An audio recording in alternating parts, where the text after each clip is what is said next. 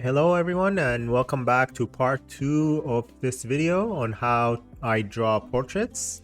If you haven't seen the first video, I'll put a link to it here. In that video, we just go through the different steps of the drawing part and the sketching part, the different proportions and structures of the face. And then in this video today, I'm just going to be painting the same drawing we worked on in that last video. The first thing I do is create a new layer and put it underneath the sketch layer, and then turn the sketch layer into the multiply mode. That way the sketch layer is always on top and you can really see the details over the painting layer. So then using the lasso tool, I usually try and select the skin.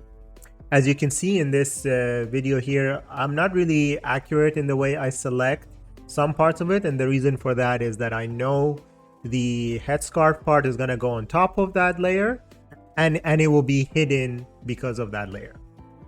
Then I try and fill the area selected. Something that I want to say is I know the background is white, so it might make some of the colors look too dark when we're painting it, but don't be afraid to use darker colors. For darker skin colors, I usually like to go more towards the reds. So in this drawing, I wanted to choose a lighting direction. So the light in this portrait is coming from the top left side of it. So you can see that the right side will be in shadow. When I want to start adding light and shadow, I like to start with a shadow by adding the large shadow pieces. So as you can see, I said the right side is in shadow, so we added that. The eye sockets are in shadow, so we add that, and then the right side of the nose as well. So once I put in the large shadow shapes, we can go a little bit smaller. So I go towards the ears. And what I mean smaller is I add or I reduce the size of my brush and then start adding a little bit more refined lines. Then we can do the same thing with the areas that have light. So same thing, the left side of the face will have the light. So we start big and adding those shapes first. Another thing to know about the shape or the planes of the face is that there are parts of the face that are facing upwards and parts of it that is facing downwards. And it also adds to the light and shadow. So it's not specifically that the light is from the left side, that everything on the left will be in light and everything on the right will be in shadow. For example, the area underneath the eye and kind of middle or high or top side of the cheek is facing up and will get a lot of light. Or the areas by the jaw are in shadow because they're more facing downwards. So then again, we go back smaller. So in this section, I'm adding the light and shadow in the eyelids, the upper and bottom eyelids.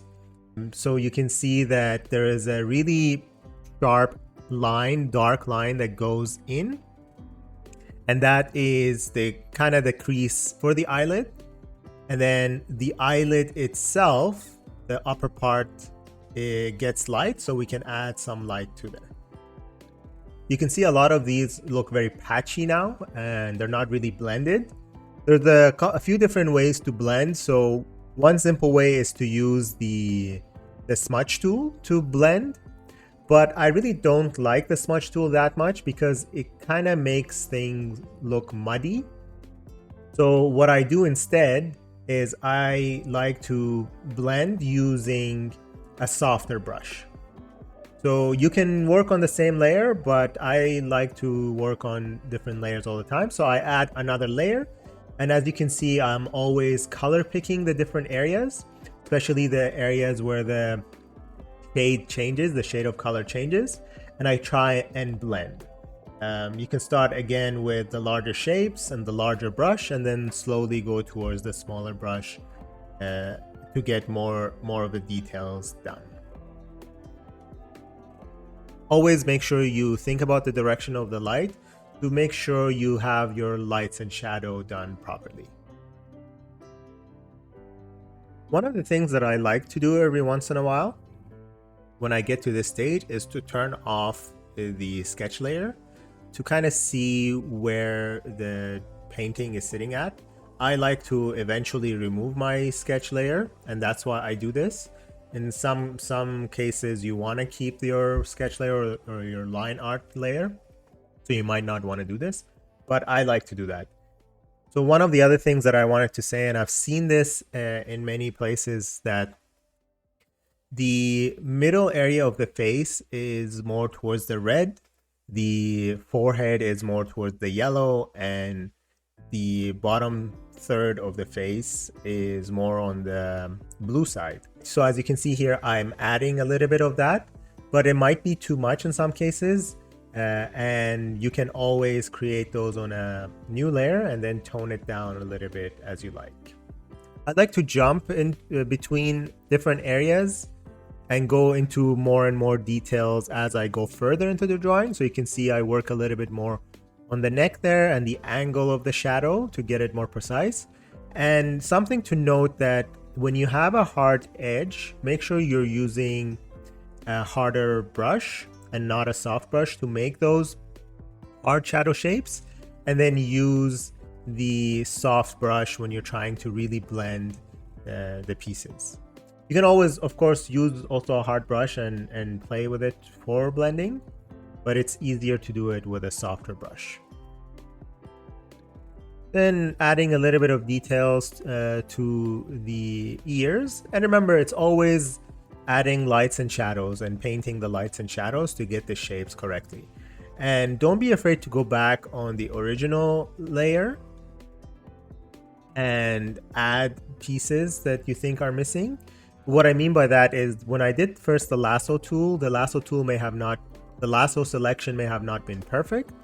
And you might have some really hard edges that should be softened up a little. Then when we move towards the eyes, the eye is not really white, and it's best to use a gray color to color it. When you do white, it looks very flat and fake. So I always like to use a lighter gray color. Then I use the dark color again to add the lashes and the contour of the eye. Then you can also add the thickness of the bottom eyelid or the top eyelid if you wanted to, depending on the angle. So then you can start drawing the eyes with the iris, the big circular shape, and then the pupil, which is in the center of the iris. You can do that on both eyes, and then you can shade it also depending on your angle of light. Then you can add a highlight to the eye. And as you can see, I try and use different layers all the time just to make sure that if I make a mistake, I can go back. And as I mentioned before, the eye is not really flat, so shading it in the sphere shape that it is, you can use the multiply and the overlay layer types to add that. You can see the center or the middle of the eye comes out or faces out, and the corners recede into the head. Then we can go towards the lips. So you can choose a color for the lip and paint the whole area first. Then I go a really dark color, close to the black side, to draw the line that separates the top lip from the bottom lip. Then I start shading. So the top lip is facing downwards, and that's why it's in the shade, while the bottom lip is facing upwards and it should be in the light. So the top lip should be darker than the bottom lip. Then you can, after you do these big shapes or big light and shadow, you can add a little bit more detail with the lip by adding more darker shadows and more highlights into it.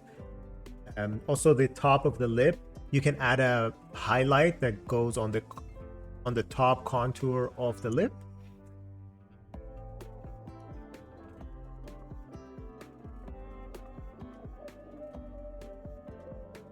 So then you can see I add the eyebrows. So that is done, then we can move towards the body, where I just add some big shadow and light shapes. I don't want to go into the anatomy of the body. There's a lot to it, and there's so much to learn when it comes to the anatomy of the body, but we can just look at our reference and just take the big light and shadow parts and just add them to our drawing. Once this part is done, I can feel like I can move towards the headpiece. So I use the lasso tool again to make the selection. And once the selection is done, using the fill tool, I just add in the blue color. Then again, using a similar method to before, I add a new layer on top of the flat color layer and clip it to the main layer to add the light and shadow. But you can see again, the right side is more in the shadow and the left side is in the light. So very simply, we choose a darker blue and a lighter blue to add those colors.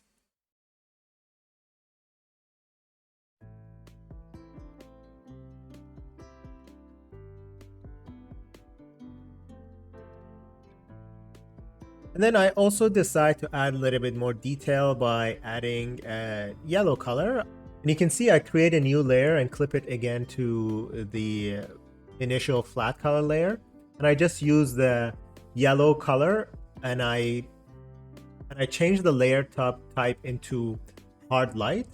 And the reason I do that is so that I can really get the bright yellow color that I want, while I still keep some of the light and shadow colors. I don't have to worry too much about changing the light and shadow color of the yellow when I paint it, because the hard light color will automatically do that for me when it's on top of a certain color. Then after that, I go back. Again, it's really a matter of going back and forth and playing with the light and shadow to get it to where you want. So I go back to the face again. And one thing that I do here is I use the multiply layer. So the multiply layer at this point, I don't want to change the colors. I just want to add some more shadow to some spaces or some parts of the face or some parts of the painting. So I just make that layer to be multiplied, and I use a darker color and just add on top of it to make more shadows. So at this point, I make a copy of all the layers and merge them together. And the reason I make a copy so that I don't lose everything that I did before. But if you want, you can just merge whatever you have into one layer. And the reason I do that, so that now if I want to use the liquify tool and adjust some of the proportions, some of the things, I can easily do that when it's on one layer. At this point, you can say that the drawing is done, but I just go ahead and add some more details to make it a little bit more interesting. When I do this, again, I use the hard light layer mode to add this so that I can keep the light and shadow values while I add a bright color. And then one last thing that I do is try and add a little bit more kind of colored light to the portrait. And the way I do that is I decided to add a yellow light coming from the left side towards the left side of the face, and a blue light coming from the right side of the face. So you can see me adding those colors there. And then once that's done, we move towards the background. I don't want to talk too much about the background, but a simple way of doing it is just creating a solid color background, adding two different colors. So I use the blue on the right, the same one that I used for the light, and a yellow on the left. And then I use the blending tool to blend that and give it an effect that I need. That's it for this video. This is really the steps that I take in painting a portrait. If you enjoyed this video, please don't forget to like and subscribe. And if you haven't seen the first video where I show how I do the sketch and the drawing of this piece, you can click on the link here and watch that video.